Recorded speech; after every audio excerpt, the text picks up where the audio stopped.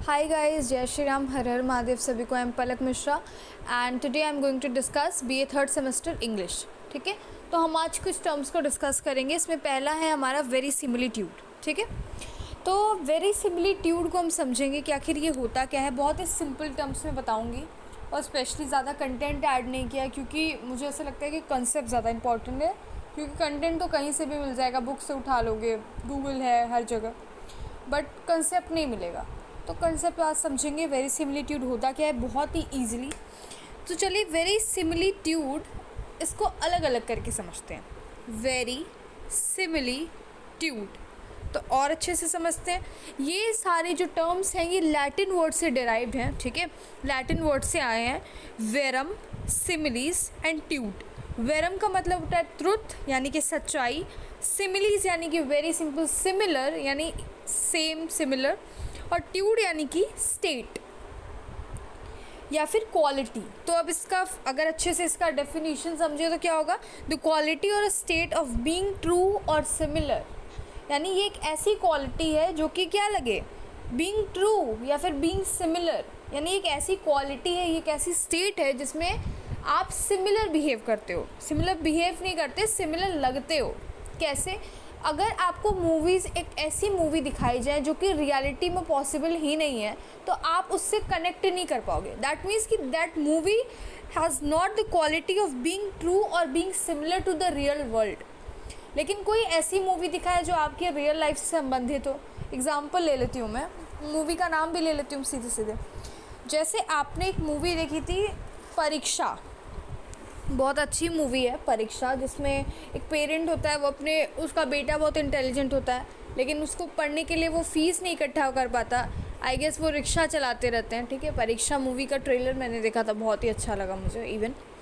तो वो क्या था सीन, अब मान लो कि कोई बहुत गरीब वर्ग के लोग हैं, अगर वो उस मूवी को देख रहे हैं अपने टीवी पे, तो वो जितना कनेक्ट कर पाएंगे उतना कोई रिच पर्सन उस मूवी को देख के नहीं कनेक्ट कर पाएगा। या एक बहुत अमीर ज़्यादा है और उसका बच्चा अगर परीक्षा मूवी देख रहा है, उसको फ़र्क नहीं पड़ेगा इस चीज़ को देख के।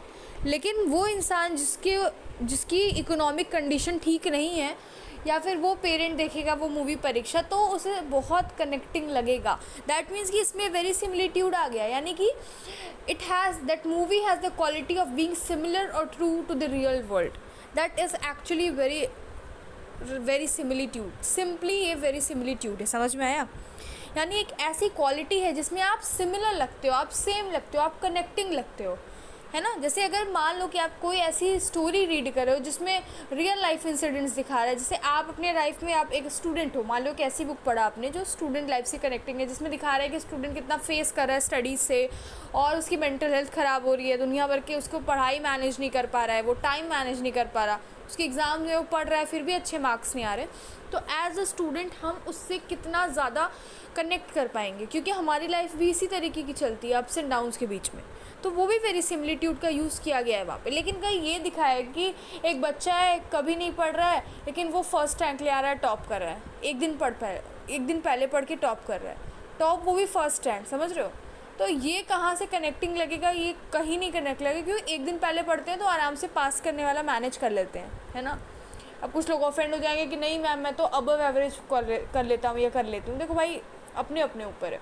लेकिन जैसे जो ऑल इंडिया रैंक्स लेकर आ रहे हैं, वो उनका एक बार आप इंटरव्यू सुनना तो वो बोलेंगे इतने घंटे पढ़ता था, 18 घंटे पढ़ रहा हूँ, लगातार पढ़ते थे, इस तरीके की वो चीज़ें बोलते हैं। तो अगर आप ये कहोगे कि आपका ऑल इंडिया रैंक 1 एक दिन पहले आ रहा है, तो ऐसा पॉसिबल ही नहीं है, रियलिटी नहीं है। तो अगर ऐसी कोई बुक है जिसमें ये चीज़ें लिखी हुई है कि एक लड़का था या एक लड़की थी, वो एक दिन पहले पढ़ के उसका ऑल इंडिया रैंक बना गया, कि वो IAS PCS बन गया, तो आप यकीन करोगे? आपको लगेगा भाग फालतू है, इसको रखो बंद करके, फालतू बुक है, कुछ भी लिख रहा है।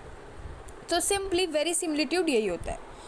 अब एग्जांपल मैंने ले लिया है, वैसे हैमलेट में तो काफ़ी कुछ चीज़ें लाइक ऐसी नहीं है कनेक्टिंग, बट कुछ चीज़ें हैं जो कनेक्ट कर सकते हो।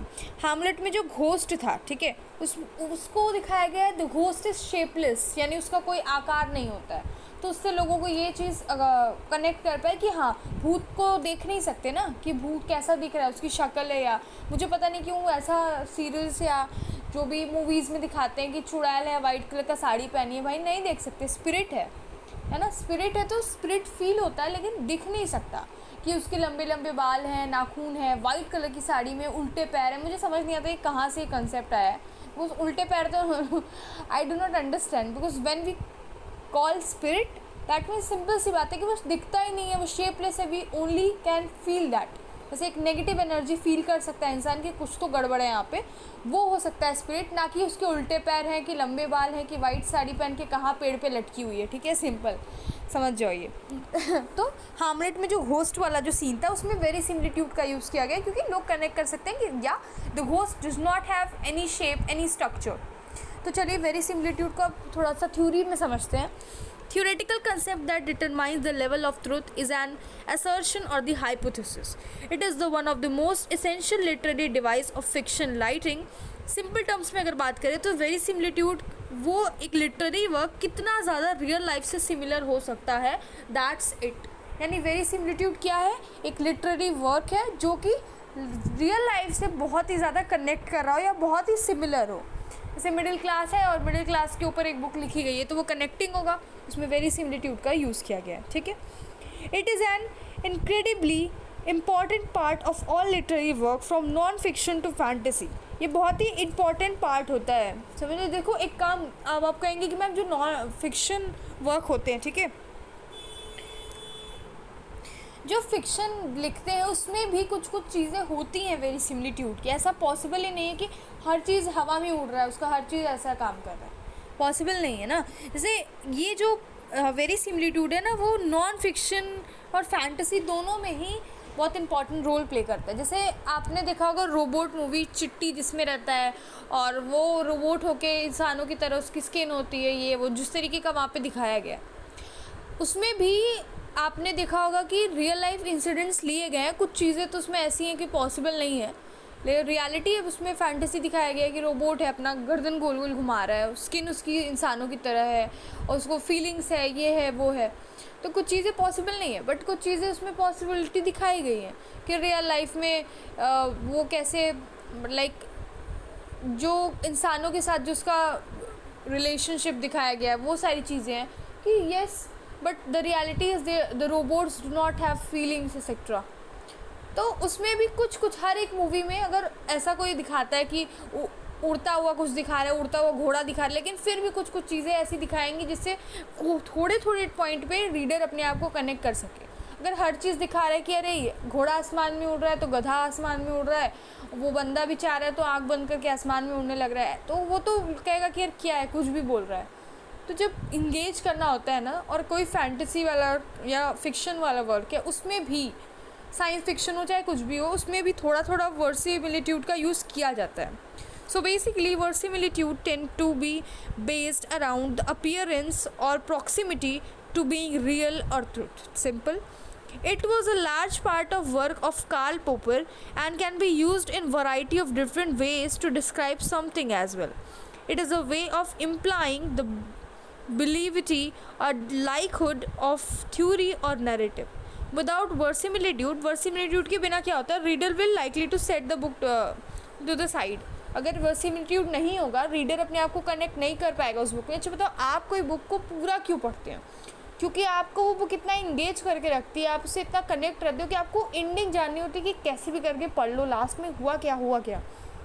लेकिन आपको अगर ऐसा मिले कि कुछ भी आपसे कनेक्ट ही नहीं हो रहा है, कुछ भी लिखे जा रहा है, तो आप तो बुक साइड में करके रख दोगे कि भाई हमें तो नहीं पढ़ना है, हमें तो नहीं समझ में आया, भाई उसकी स्टोरी थी क्या, मुझे तो समझ में ही नहीं आया, तो यही पढ़ोगे ना। तो दैट मीन्स कि this means that good literature require an understanding of how real world works. कोई भी लिटरेचर होगा उसमें, लिटरेचर को पता है मिरर बोलते हैं सोसाइटी का। Literature is the mirror of the society. कि मिरर क्या करता है, आईना दिखाता है ना आपको, रियलिटी दिखाता है आपकी। जैसे आप अपनी शक्ल देखते हो तो आप दिखते हो उसमें, तो वैसे ही लिटरेचर क्या करता है, सोसाइटी में जो भी इविल थिंग्स हैपन हो रही हैं उसको जब लोग लिखते हैं फिर उसको पढ़ते हैं, तो वो क्या दिखाता है, सोसाइटी में जितनी बुरी चीज़ें हो रही हैं उसको आईना दिखाता है, वो रियलिटी शो करता है। सो सिंपल सा बात ये है। अब आते हैं, आई होप आपको समझ में आ गया हो। फिर देखिए सस्पेंशन ऑफ डिसबिलीव वर्सिमिलिट्यूड में क्या होता है। ये जो टर्म है वो एस.टी. कॉलरिज से जुड़ा हुआ है, तो डायरेक्टली रिलेटेड टू वर्सिमिलिट्यूड, इसी से जुड़ा हुआ है। ये क्या होता है, ये refer to the reader willingness to forget. Suspension of disbelieve होता क्या है बेसिकली कि this refers to a reader willingness to forget that they are engage in reading about fictional world and accept what they are expose to. यानी ये भुलवा देना चाहता है, जो रीडर फैंटेसी ये सब पढ़ रहा है, फिक्शनल वर्ल्ड में घुसा हुआ है, उस रीडर को ये भूल जाना, यानी वो रीडर जो कि एक फिक्शनल वर्ल्ड में इंगेज है, उसको ये भुलवा देना कि ये जो फिक्शनल वर्ल्ड जो तुम देख रहे हो वो भूल जाए और एक्सेप्ट कर ले जो आप उसे दिखा रहे हो, यानी रियलिटी एक्सेप्ट करे। बेसिकली इसका यही मतलब होता है, द सस्पेंशन ऑफ डिसबिलीफ। यानी कि रीडर जो मान लो आप फैंटेसी पढ़ रहे हो और आपको राइटर जो बुक पढ़ रहे हो उसमें ये आपको दिखाना चाह रहा है कि रियल वर्ल्ड ऐसा है, इसको एक्सेप्ट करो, है ना। तो it is exposing the real world. This applies to all literally genre but is easiest to understand regarding fantasy and science fiction. ये तो हर में ही यूज़ होता है, बट ये क्या होता है, ईजी होता है अंडरस्टैंड करने के लिए जो फैंटेसी वगैरह होती हैं, जो साइंस फिक्शन लिखी जाती है उसमें। Without some elements of reality these genre would be hard to consume. मैंने बोला ना कि अगर कोई साइंस फिक्शन भी है उसमें अगर वर्सिमिलिट्यूड का थोड़ा भी यूज़ नहीं हुआ है तो बहुत डिफ़िकल्ट होगा उसको डाइजेस्ट करना, ठीक है। एक स्टोरी है जिसमें मैं डोरेमोन नोबिता की ही स्टोरी देख लो आप, ठीक है, एग्जांपल ले लेती हूँ उस कार्टून का, डोरेमोन नोबिता या एनिमी जो भी आप बोलते हो। उसमें नोबिता को उसके फ्रेंड्स बुली करते थे, जैसे जियान और सुनियो उसको शो करता था कि वो कितना रिच है, ठीक है, और उसकी पढ़ाई भी ज़ीरो थी। तो अगर मैं एक ऐसी स्टूडेंट हूँ जिसकी पूरी लाइफ वैसी है, जिसको लोग बुली करते आए हैं, जिसका मार्क्स भी अच्छा नहीं आता था, तो मैं नोबिता से कितना कनेक्ट करूँगी, ठीक। लेकिन उसमें फ़िक्शन का बहुत अच्छा यूज़ किया गया, जैसे डोरेमोन अपने पॉकेट में से गैजेट निकाल के देता रहे, एक एनीवेयर डोर निकाले और उस पार से इस पार हो जाए।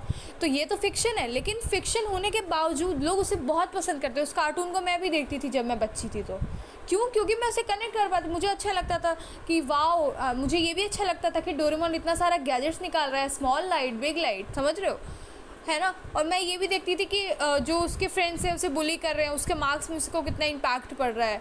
The friendship of Doraemon and Nobita, ये सारे क्या है, वर्सिमिलिट्यूड ही है ना। एक रोबोट और एक चाइल्ड के बीच में जो घनिष्ठता दिखाई गई, एक फ्रेंडशिप दिखाई गई, वो वर्सिमिलिट्यूड है ना। अगर आपका कोई इतना हेल्प कर रहा है तो आप उससे बहुत कनेक्ट हो जाओगे। एक पार्ट था उस एपिसोड का, मुझे नहीं याद है पूरा तरीके से, बट उसमें वो दिखाया गया था कि डोरेमोन इज़ वेरी डोरेमोन का बहुत हालत बिगड़ा हुआ है, वो रोबोट अब अच्छे से काम नहीं कर सकता, तो नोबिता वॉज वेरी सैड, ठीक है, वो बहुत दुखी था, उसकी आँख में आंसू थे, Doraemon even was very sad. तो ये क्या दिखा रहा है, रोबोट के पास तो फीलिंग्स नहीं होती है, but Doraemon is crying, Doraemon is eating dora cake, there are so many things. तो ये क्या है, बेसिकली वर्सिमिलिट्यूड है। और जस्ट बिकॉज ऑफ वर्सिमिलिट्यूड, उस फिक्शन के होने की वजह से, जो कि पॉसिबल ही नहीं है कि एक एनीवेयर डोर से आप कहीं भी जा सकते हो, उसके पॉकेट से निकाल के आप कुछ भी कर सकते हो, आप अपने सपने में हीरो बन रहे हो, वो सपना सबको आ रहा है, दुनिया भर की चीज़ें। तो कनेक्टिंग कितना ज़्यादा है वो, और उसको बहुत पॉपुलर है, बहुत ज़्यादा लाइक करते हैं। मैं तो लाइक करती हूँ ऑफकोर्स, तो मैं आपको एग्जाम्पल दे दी, और आई होप आपको समझ में आ गई तो सस्पेंशन ऑफ डिसबिलीफ है क्या। यानी फिक्शन तो दिखा रहा है, लेकिन कहीं ना कहीं देखो, फिक्शन देखने के बाद भी आपको पता है कि डोरेमोन जैसा चीज़ पॉसिबल नहीं है इस दुनिया में, है ना। आपको तो पता है कि वर्सिमिलिट्यूड दिखाया गया है वहाँ पे, एवरीथिंग।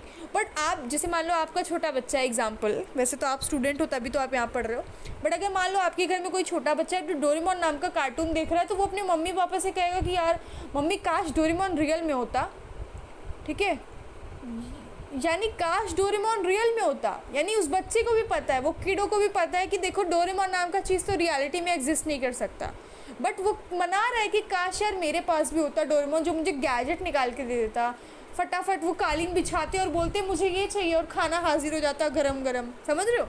यानी उस किड को पता है कि वो रियलिटी में पॉसिबल नहीं है, तो इसीलिए तो वो उसे डाइजेस्ट कर पा रहा है, इसीलिए तो वहाँ पे वर्सिमिलिट्यूड का यूज़ किया गया, जो समझ पा रहा है कि हाँ ये चीज़ें पॉसिबल नहीं है, बट फिर भी उसे अच्छी लग रही हैं। वो एक इमेजिनेशन है उसका कि काश मेरे पास भी डोरेमोन नाम का एक रोबोट होता जो मुझे सब चीज़ें दिला देता, एक पॉकेट में एकदम तुरंत पॉकेट में से निकाल के दे देता। जैसे जैसे मैं आता माँ डोरेमोन डोरेमोन मुझे वो ब्रेड दे दो जिससे सारा चीज़ें याद हो जाता है, मैं भी अपनी कॉपी पे चिपका के खा लेता और मेरा भी अच्छा नंबर आ जाता। एक्सेप्ट करते हैं ना, छोटे बच्चों से बात करो, उनको ये सब चीज़ें बात करने में मज़ा आता है कि हाँ, और वो गुस्सा आते हैं, कह रहे जियान कितना बेसुरा गाता है भाई, मैं हूँ जियान, मैं हूँ बड़ा ताकतवर, ठीक है। ये सब मैं आपका मूड अपलिफ्ट करने के लिए बता रही हूँ, but the main focus is कि फ़िक्शन के साथ वर्सेमिलिट्यूड का अच्छा कॉम्बिनेशन ये रीडर को इंगेज कर सकता है। वो चाहे रीडर एक फॉर्म बुक रीड कर रहा हो, या फिर एक कार्टून देखने वाला एक छोटा बच्चा हो, या फिर एक बड़ा बच्चा हो जैसे कि मैं, ठीक है। तो आई होप आपको वर्सेमिलिट्यूड समझ में आया हो। Thank you so much for watching this video lecture. अगर कोई भी डाउट है तो आप feel free to ask, okay. So Jai Shri Ram, हर हर महादेव, जय हिंद।